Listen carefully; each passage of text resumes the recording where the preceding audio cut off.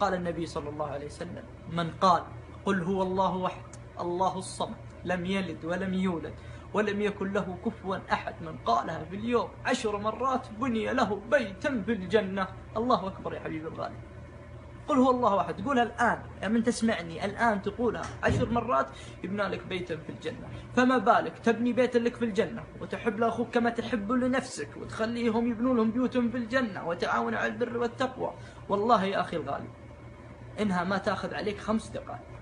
اقهر الشيطان وارض الرحمن وكررها الآن.